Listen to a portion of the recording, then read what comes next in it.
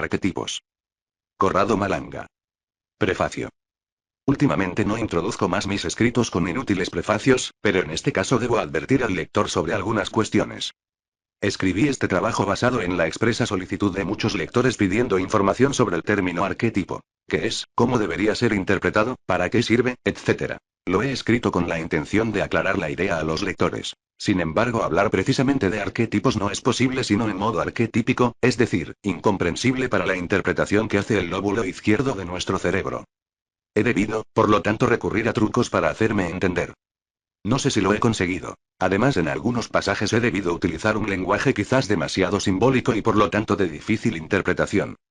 Me excuso anticipadamente, pero es lo mejor que he sido capaz de hacer. Contrariamente a otros trabajos míos, este es decididamente pesado de leer y comprender, pero si el lector hace un esfuerzo por leerlo hasta el final, puede que no haya perdido el tiempo inútilmente. Corrado Malanga. 20 de febrero de 2006. Veamos la siguiente tabla. Esta es una tabla interpretativa en base al significado de los arquetipos. Dicha así, esta frase resultará totalmente incomprensible a la mayor parte de los lectores. Quiero comenzar con algo incomprensible para hacer entender por un lado, que no es inmediata la definición de arquetipo y por otro, cómo esa definición puede ser muy útil, en la comprensión del universo, una vez entendido el mecanismo en que se basa. Debo hablar de los arquetipos porque he decididamente aumentado el uso de este término a lo largo de mis últimos trabajos y muchas personas me han pedido que sea más claro sobre el significado del término que a la mayoría le resulta evidentemente difícil. Los arquetipos entran en la vida de todos los días. No solo en la descripción de la realidad que estamos habituados a percibir, sino, incluso, en la descripción holística del universo mismo. Siendo los arquetipos capaces de interactuar con el hemisferio izquierdo de nuestro cerebro, apto para manipular el espacio, el tiempo y la energía, y de ser interpretados, sobre todo, por el hemisferio derecho, que es, como veremos pronto, capaz de regir las emociones. Tenemos por consiguiente a nuestra disposición los instrumentos, no solo para distinguir la realidad virtual de la real, sino también para decodificar ambos aspectos de nuestra existencia, diríamos, para poder entender nuestro entorno, e integrar mejor y de manera más completa el resto de la creación. El arquetipo significaría: primer ejemplar absoluto y autónomo, un modelo primitivo de las cosas, de las cuales, las manifestaciones sensibles de la realidad no son filiaciones o imitaciones. Arquetipo es entendido también con el significado de idea. Para Carl Gustav Jung, arquetipo es el contenido del inconsciente colectivo, esto es, la idea innata o la tendencia a organizar la conciencia, según modelos innatos predeterminados. En lengua griega antigua, arquetipo significa, de hecho, primer ejemplar. Cuando se dice que un arquetipo es una idea, se sobreentiende que la idea es original, esto es, que no ha nacido de nada, pero que da a luz a lo que viene de ella. Es por eso que el concepto es extremadamente importante en todos los sectores de nuestra existencia. Por ejemplo, si se quiere entender cómo funciona no solo el pensamiento humano, sino cualquier forma de pensamiento, sea animal, sea ajeno a nuestro sistema cognitivo, y sabe cómo se produce un arquetipo, quién o qué lo crea, y con qué mecanismo, el arquetipo, a su vez, crea el resto, si comprendiéramos plenamente los métodos para comunicarse con otras formas de vida, y no solamente con los semejantes. Ya, porque en todo el universo los arquetipos son siempre los mismos. Y una hormiga tiene en sí los mismos arquetipos del hombre. Los arquetipos son pues los ladrillos, los componentes básicos, del lenguaje hablado universalmente, pero esta definición no hace justicia a la realidad. La verdadera definición de los arquetipos podría ser la siguiente. Los arquetipos son los ladrillos con los que es construido y se construye el universo. Esta definición resulta ser definitivamente más amplia y general que otras leídas, e incluye aquella expresada anteriormente con las que no se contrapone. De hecho, todo lo que se hace, crea una interacción. Y en esta palabra está sintetizado el significado del lenguaje, el cual, advierto, es esencialmente una interacción. Si un electrón alcanza a un protón, surge una reacción nuclear, pero los físicos modernos tienden a decir que el electrón trajo consigo la información que ha descargado sobre el protón. En pocas palabras, las dos partículas subatómicas, chocándose, se intercambiarían información. Por lo tanto, todo lo que regula el lenguaje entre las cosas, regula en realidad las interacciones entre sí. Entonces, los arquetipos regulan el lenguaje entre las cosas. Es decir, que el universo está construido con un cierto número de ladrillos, precisamente los arquetipos. Pero, tales arquetipos son los que regulan todo, desde el lenguaje a las reacciones subatómicas. Se puede decir que, si entendemos los arquetipos, se sabrá hablar con las cosas del universo. San Francisco era un místico, antes que un santo para la Iglesia Católica, y es la figura del místico la que en estos momentos nos interesa. Buda era un místico a su manera. El primero se distinguía porque hablaba con los animales y el segundo porque el universo le hablaba a él. Pero ¿cómo esto es posible? Si la existencia de los arquetipos como ha sido propuesta es verdad, los dos personajes citados antes tendrían una tendencia inconsciente a utilizar los arquetipos para comprender el todo. ¿Quién les enseñaría ese importante lenguaje universal? Nadie, obviamente, porque dentro de cada uno de nosotros están ya escritas las reglas para hablar ese lenguaje. En breve veremos que esto es así.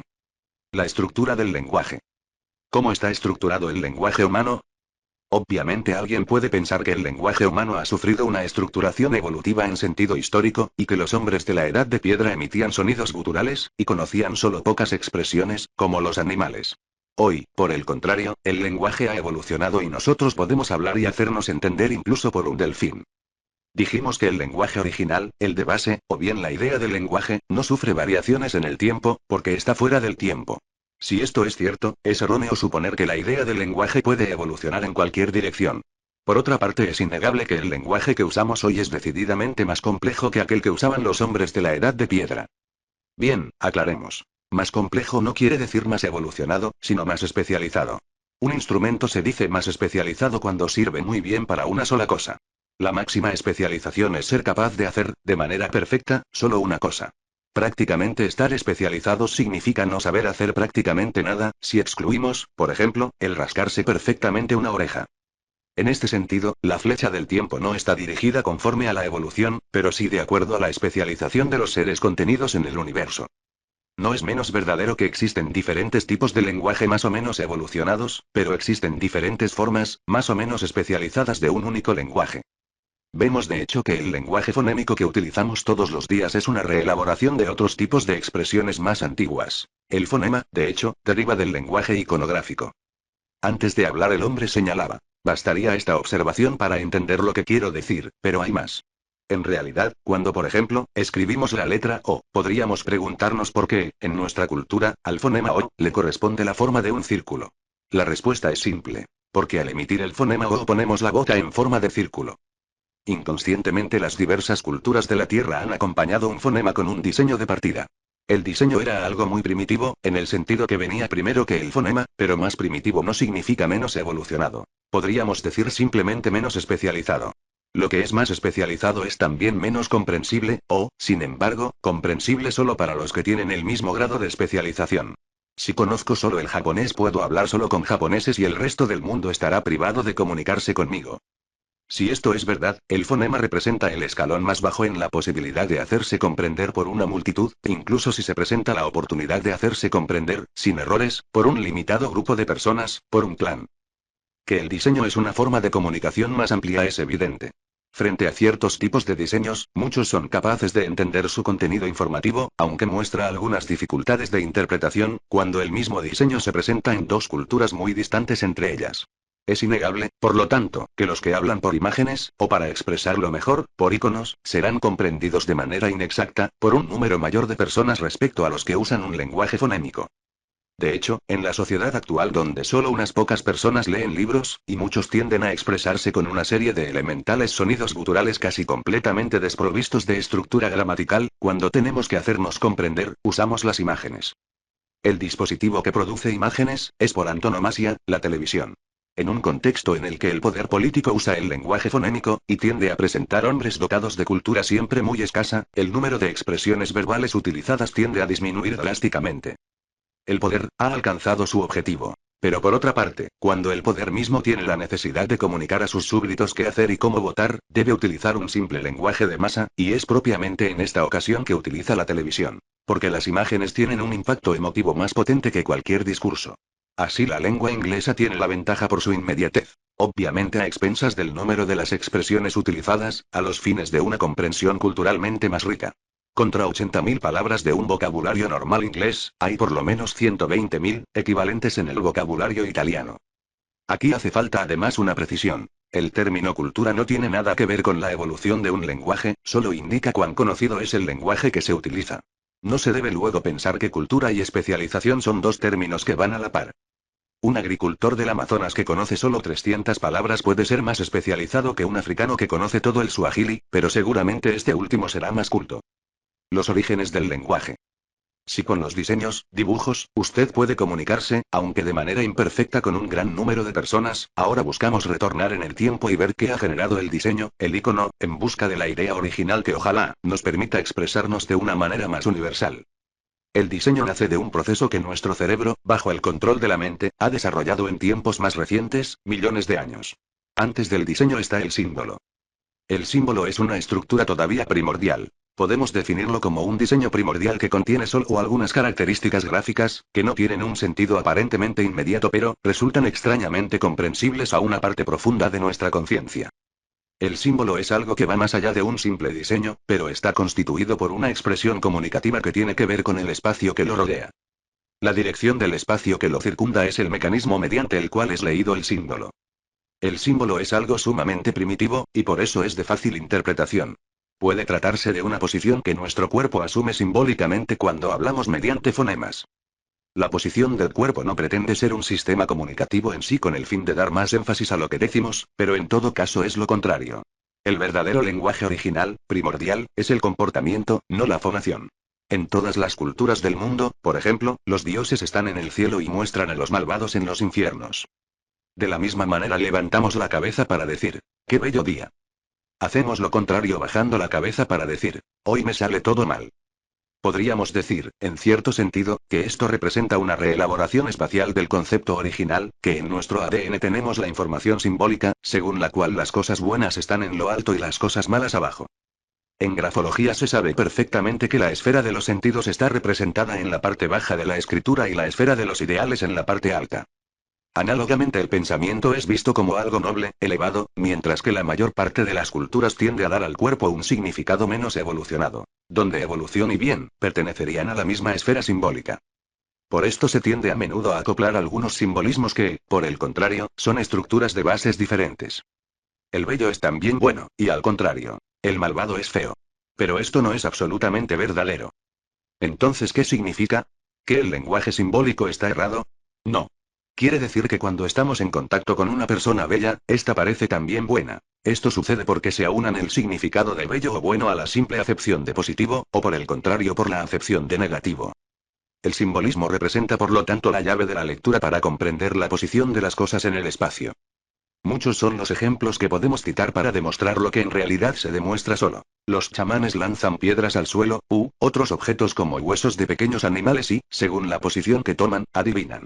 Esto es, tienden a reinterpretar la naturaleza que los circunda en un sentido amplio, en el presente, el pasado o el futuro.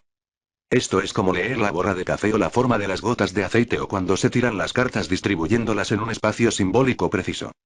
La posición asumida de los objetos en torno nuestro, se identifica con cualquier cosa que la naturaleza quiera decir. Este proceso de lectura es totalmente inconsciente. Esto es, surge de un nivel que no pertenece más al subconsciente, sino más bien a una esfera más profunda de nuestro ser. En este nivel se mezclan señales que vienen del subconsciente y señales que derivan del inconsciente. Y por un lado el subconsciente, con el lóbulo izquierdo del cerebro, tiende a racionalizar todo. Lo exactamente opuesto hace el inconsciente, que no pasa a través de la racionalidad, pero atraviesa el sentir, el percibir el universo sin la mediación física o matemática propia de la ciencia. En este punto está la capacidad de cada uno de comprender, distinguir, aquello que se percibe, porque las señales que vienen del hemisferio derecho y las que provienen del hemisferio izquierdo no son coherentes. Si no, el resultado de la interpretación final estará viciado de errores perceptivos. La incapacidad del chamán de utilizar totalmente este sistema, sería debido a una fuerte intervención de su no obstante, reducida racionalidad, la que contaminando fuertemente su total irracionalidad, lo confundiría sobre el verdadero significado del símbolo que está leyendo y, por consecuencia, interpretarlo. El esquizofrénico y la pelotita roja. La falta total de subconsciente produce una equivocada interpretación de la posición de los objetos en el espacio, con la consecuente incapacidad de relacionarse con el mundo externo. La esquizofrenia es un ejemplo obvio, en el que, como es sabido, el principio conocido como relaciones entre causa y efecto, está totalmente invertido. El esquizofrénico es capaz de decir que mientras caminaba por la calle, ha encontrado en el suelo una pelotita roja y, saca en conclusión que caminar por la calle es peligroso. Analicemos por un instante el proceso mental de los esquizofrénicos y descubriremos que para ellos el color rojo significa arquetípicamente peligro, o más bien, produce en ellos el mismo estado de ánimo ligado a sentirse en peligro. La falta de intervención del hemisferio izquierdo o como fuere, un mal uso del subconsciente, lo impulsa de buscar una explicación racional a un simbolismo. No interviniendo la razón, ellos no relacionan correctamente lo que han visto con aquello que ha sucedido. En general, nuestro cerebro primero siente las cosas con el hemisferio izquierdo y después con el derecho. Hablando más sencillamente, un ser humano normal piensa que primero existe la causa y después, a continuación, un efecto.